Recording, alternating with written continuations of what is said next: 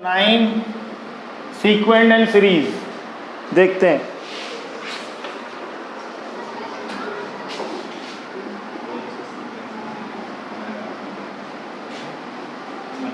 Sequences and series. कल आपको मैंने ये बताने की कोशिश की थी, इसमें मैंने लास्ट वाला सम आपको कुछ होमवर्क दिए थे, तो मैं एक बार क्वेश्चन नंबर 14 एक्सप्लेन कर देता हूँ। ये इसमें पूरा देख लो एक बार, इसमें कैमरे में सही आ रहा है ना। फिर भी मैं आपको बताता हूँ, देखो कितना इजी से थे। लास्ट क्वेश्चन है वैसे तो, है ना। इसमें क्या हो रहा था, ये सीक्वेंट एंड सीरीज है, हम इसको जानते हैं। यहाँ पे ये नहीं कह रहे कि एपी है, कुछ सीरीज बनेंगी कुछ सीक्वेंस बनेंगे, उसके लिए एन टर्म आपको गिवन है। यहाँ पर वो कह रहा है 1 equals to A1 equals to A2। इसके मतलब A1 और A2 दोनों 1 है, ठीक है। Next and AN equals to AN-1 plus AN-2, ठीक है, where N is greater than 2, ये गिवन था। और यहां पर लिखा हुआ था, इधर वाला भी आ रहा है क्या, फॉर, ऐसे लिखा हुआ था फाइंड, ऐसे लिखा हुआ है find AN+1 upon AN for N equals to 1 2 3 4 5। अब इसके क्या मतलब है, सबसे पहले तो यहाँ पे देखो, यहाँ पर देखो n की वैल्यू अपन को 1 और 2 की तो ऑलरेडी पता है 1, A1 कितना है 1, A2 कितना है 1, ठीक है। इधर देखो 2 से वैल्यू ऊपर यहाँ पे पुट करेंगे, 2 से ऊपर की वैल्यू 3 पुट करनी है।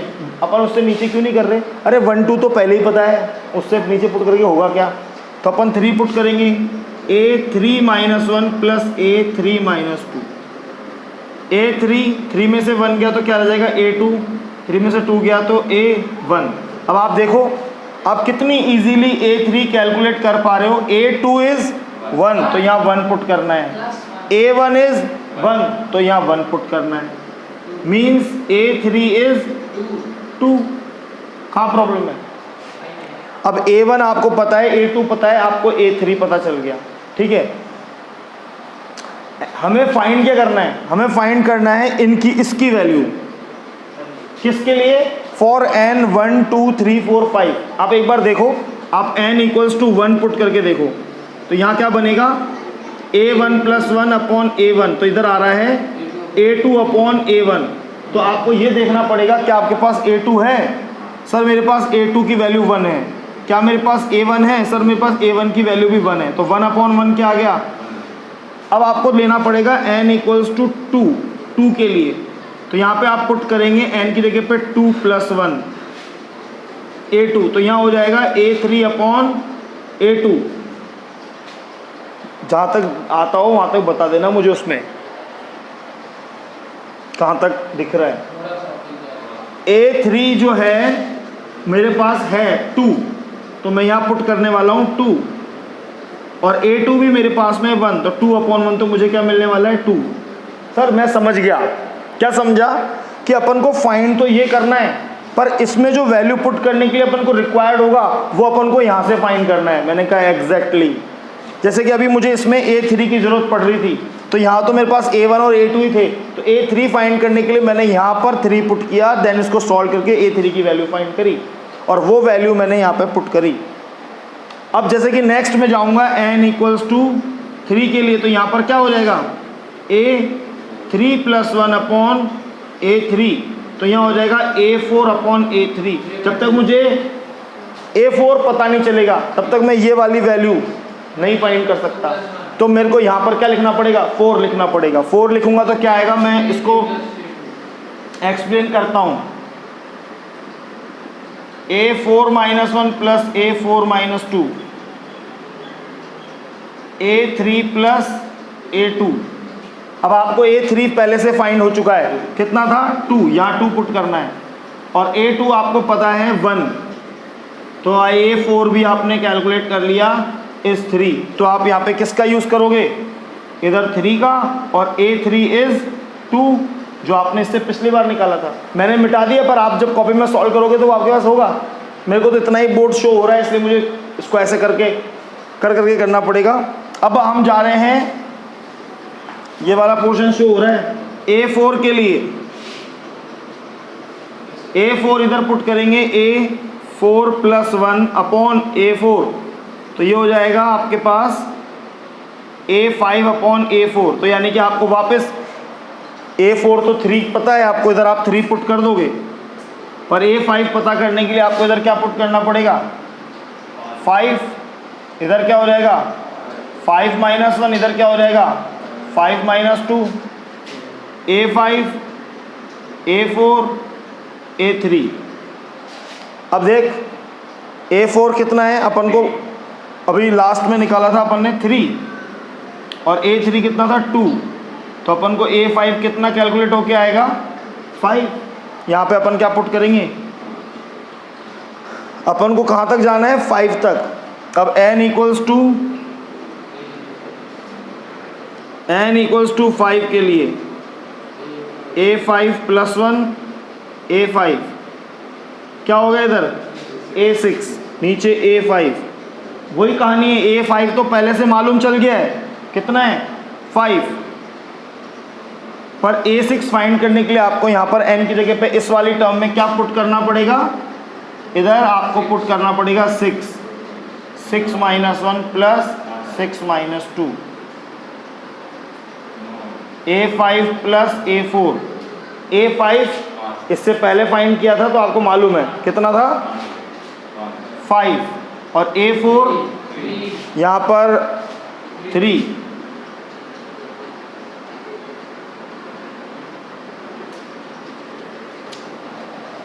तो A6 आ गया 8। जो भी लोग, जो भी बच्चे क्लास देखेंगे वो क्या करेंगे, वो कॉपी पेन लेकर के सॉल्व करें क्वेश्चन। मतलब वहाँ बैठें, जब आप ये देख रहे हैं, क्योंकि अब मैं वीडियो बना के पोस्ट कर रहा हूँ तो आप इसको पॉज भी कर सकते हैं, फिर आपको वो चीज़ जो क्वेश्चन सॉल्व हो रहा है उसको कॉपी लेके सॉल्व करना है साथ साथ ही, तब आपको समझ में आएगा हो क्या रहा है। यहाँ पर n टर्म ये गिवन है और A1 A2 हमें गिवन है 1, दोनों की सेम वैल्यू है, A1 = A2 दोनों 1 है। हमें ये फाइंड करना है फॉर n = 1 2 3 4। एक बार यहाँ पे 1 पुट करना है, एक बार 2 पुट करना है, एक बार 3 पुट करना है, एक बार 4 पुट करना है, एक बार 5 पुट करना है। जब हमने इधर 1 पुट किया तो ये आया A1 + 1 A2 अपॉन 1। A2 और A1 दोनों हमें फाइंड थे, हमने पुट कर दिया, आंसर 1 आ गया। पर जैसे हमने यहाँ पर इसमें A2 पुट n की जगह पे 2 पुट किया, 2 + 1 तो यहाँ पे आया A3 अपॉन A2, तो हमें A3 फाइंड नहीं था। वो A3 हम कहाँ से लाएंगे, वो A3 हम यहाँ पर n की जगह पे 3 पुट करके लाएंगे। जब हमने यहाँ पे 3 पुट किया तो यहाँ 3 - 1 या 3 - 2, यानी कि यहाँ पे A2 बना और यहाँ पे A1 बना, और A2 A1 की वैल्यू 1 + 1 2 हो गई, तो हमने डिसाइड कर लिया A3 = 2। ऐसे हमने जैसे इनके जो भी निकालने थे वो सारी वैल्यूज फाइंड करके जो जो रिक्वायर्ड था उन सबको यहाँ पर वैल्यू पुट करके फाइंड करना है, देन जो आंसर आएगा उनको यहाँ पे पुट करना है। जब भी हम ऐसे लाइव देख रहे होते हैं या हम है ना रिकॉर्डेड वीडियो देख रहे होते हैं, हमें कोई चीज़ समझ में नहीं आती तो हमारे पास एक ऑप्शन रहता है, हम दोबारा पीछे जा सकते हैं, एक बार फिर देख सकते हैं। ऐसा करना पड़ता है तब जा कर के चीज़ें आ जाती हैं। फिर भी कोई समस्या है तो आप कमेंट में लिख देंगे, तो मैं वो उसको नेक्स्ट में आपको समझाने की कोशिश करूँगा, क्लियर करने की कोशिश करूँगा। ठीक है, अभी ये पूरा दिख रहा है अच्छी तरह से, ठीक है। ये क्वेश्चन नंबर था आपका 14, एक्सरसाइज है आपकी 9.1। अब जो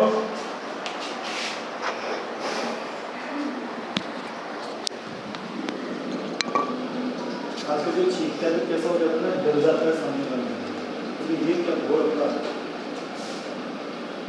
सीरीज में जो अपन देखेंगे टॉपिक, जैसे टॉपिक निकल रहा है सीक्वेंस सीरीज में, वो आ रहा है AP अर्थमेटिक प्रोग्रेशन।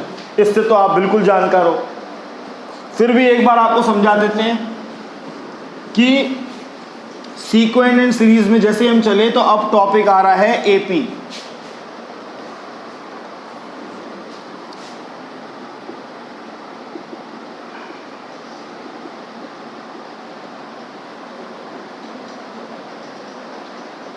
ये तो आप जानते हैं, आपने 10th में भी दिखा है, लिखा है। क्या होता था कि एक होता है a, कोई भी टर्म है ना, फिर उसमें आ गया कॉमन डिफरेंस ऐड हो गया d,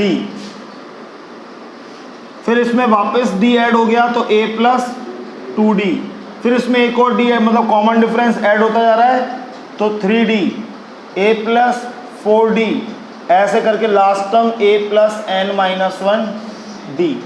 ये आपने देखा, इसको आप फर्स्ट टर्म बोलते आए हो, ये सेकंड टर्म, ये थर्ड टर्म, ये फोर्थ टर्म, ये फिफ्थ टर्म और ये nth टर्म। तो आपने देखा है कि a n equals to a plus n-1 d।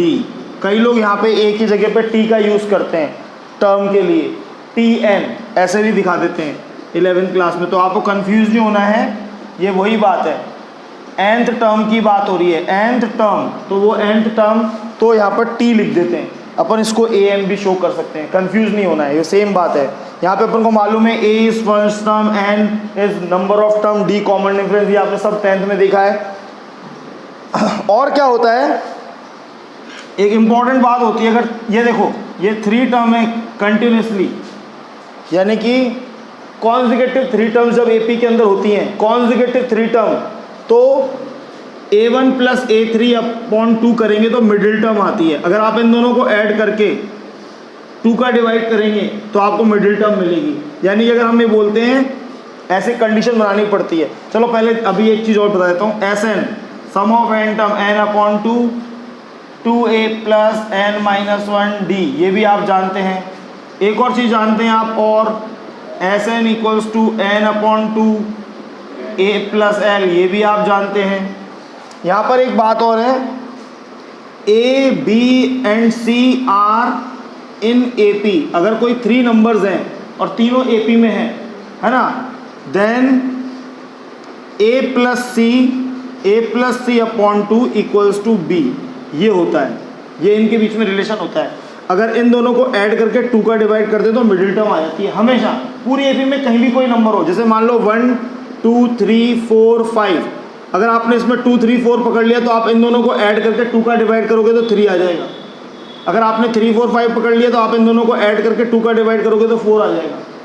आपने 1 और 3 को पकड़ लिया, इन दोनों को ऐड करके 2 का डिवाइड करोगे तो मिडिल टर्म 2 आ जाएगी। इसको बोलते हैं अर्थमेटिक मीन, इसको शो करते हैं हम, क्या कहते हैं, देन AM, इसको क्या बोलते हैं, अर्थमेटिक मीन। ये तो आपने, सर ये तो हमने 10th में पढ़ा है, अर्थमेटिक मीन हम पीछे निकालते थे, वही है क्या ये? मैंने कहा हाँ, एवरेज 3 टर्म का 2 टर्म का एवरेज निकाला तो ये मिडिल टर्म आ गई। ये चीज़ आई थी उनके अभी 11th में 12th में। अगर 3 टर्म AP में कभी भी देख लोगे आज के बाद, चालू नहीं किया तो क्या दिक्कत है?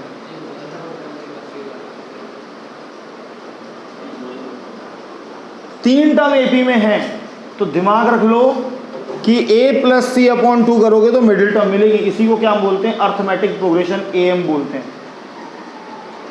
समझ रहे हैं अभिषेक जी? अभी तक तो कुछ सर ऐसा है नहीं कि ना ऐसा लगे, क्योंकि ये तो हमने सब 10th में देखा है तो मज़ेदार है, तो हम जानते हैं। सम क्या है देखते हैं, सम कैसे हैं, AP के सम, और इसमें कुछ नहीं है, ऐसे देखते हैं। देखो फर्स्ट सम देखो, question 9.2 exercise, question number 1, NCERT book होनी चाहिए आपके पास में, और उसमें आप क्वेश्चन पढ़ेंगे तो आपको पता चल जाएगा। एक्सरसाइज 9.2 कर रहे हैं अपन, 9.2 क्वेश्चन नंबर 1।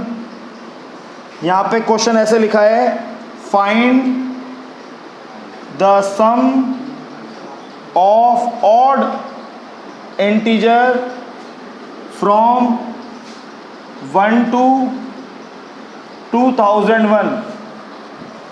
समझ गए? 1 से 2001 के बीच में जितने भी ऑड इंटीजर हैं उनका सम फाइंड करना है। 1 से 2001 इधर लिख देते हैं, सम फाइंड करना है। ऑड इंटीजर 1 के बाद कौन आएगा, 3 के बाद 5 के बाद डॉट डॉट डॉट, और 2001 पहले ये ऑड है। 1 to 2001 के बीच में जितने भी ऑड इंटीजर उनका सम, तो हम काय का फॉर्मूला लगाने वाले हैं, Sn का। Sn क्या होने वाला है, n upon 2 a plus l। Sir A हमें पता है फर्स्ट टर्म और हमें एल पता है लास्ट टर्म, पर एन हमें पता नहीं है। एन फाइंड करने के लिए हमें ए एन पुट करना है। A N equals to A plus N minus one D. A N, A is 1 plus N minus 1, D is 2, 2 बढ़ते जा रहे हैं। और ए एन की जगह पे हमें पुट करना है लास्ट टर्म 2001। इस 1 को इधर भेजेंगे, 2001 माइनस 1 एन माइनस 1 अपॉन 2। 201 में से 1 गया तो क्या बचेगा, 200 अपॉन 2 आएगा एन माइनस 1। ये इससे कैंसिल आउट हो रहा है 1000। इधर आएगा -1 ट्रांसफर हो जाएगा तो आपको इधर हो जाएगा पॉजिटिव +1 हो जाएगा ना। तो n फाइंड हो गया आपके पास में 1001, है ना।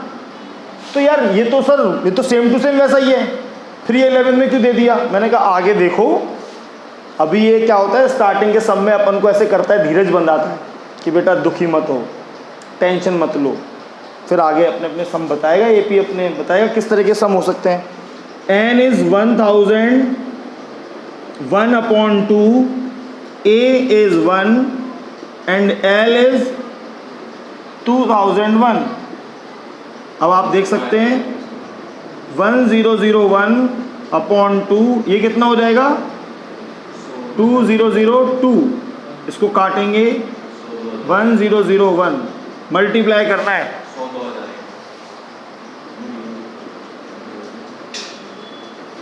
ये कहना चाहते हैं आप, ये आंसर बोल रहे हैं, ये 100 2001 मल्टीप्लाई करके देख सकते हैं।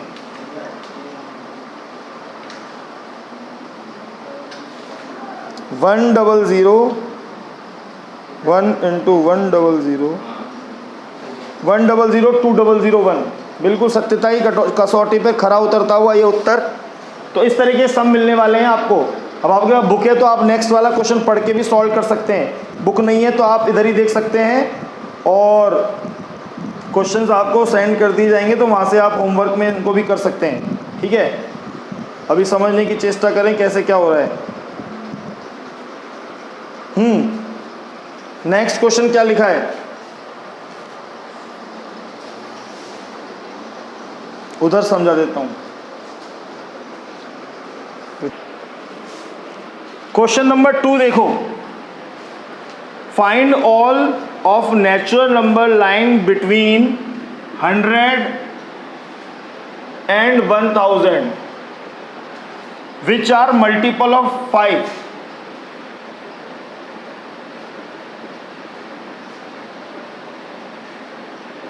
मल्टीपल्स ऑफ 5, बड़ा चैप्टर है 9, बड़ा चैप्टर है ये भाई साहब।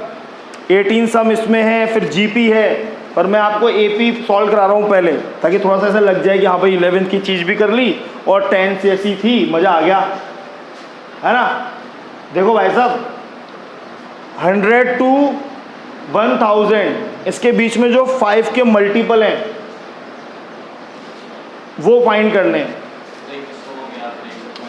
Find the sum of all natural number lying between 100 से 1000 विच आर मल्टीपल ऑफ 5। अब बता 100 के बाद में पहला 5 का मल्टीपल कौन है, 105, फिर 110, फिर 115 और 1000 से पहले कौन सा है 995। मेरे हिसाब से तो ये है, इनका सम फाइंड करना है। Sn n/2 a plus l, क्योंकि बीच बोल दिया, बिटवीन बोल दिया, 100 और 1000 को नहीं ले सकते आप, ये ध्यान रखने वाली बात है। तो अब n कैसे फाइंड करें, an equals to a plus n minus 1 d। an 995, a 105 plus n minus 1 d is 5। इधर भेजेंगे 995 माइनस 105 n माइनस 1 और 5। 995 में से 105 माइनस करना, 890 अपॉन 5 n माइनस 1, 5 1 जा 5, 5 7 जा 35, 5 8 जा 40। सही हूँ क्या मैं?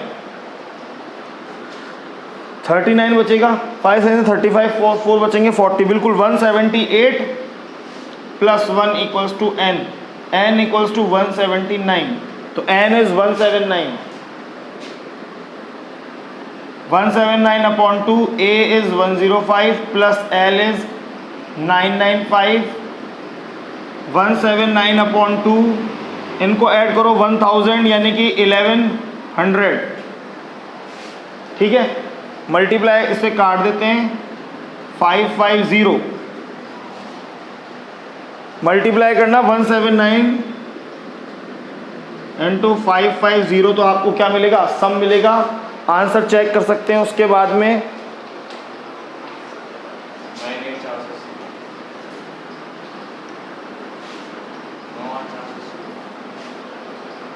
179 इंटू 550, 98450, आंसर मैच करो।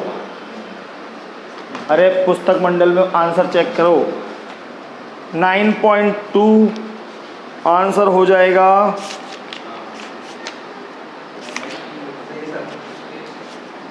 सही है, बताया गया है। ऐसे आप इनको अंजाम कर सकते, मतलब सॉल्व कर सकते हैं क्वेश्चंस को। अगर आपके पास एनसीईआरटी तो आप सॉल्व कीजिए, देखिए क्या है क्या नहीं है।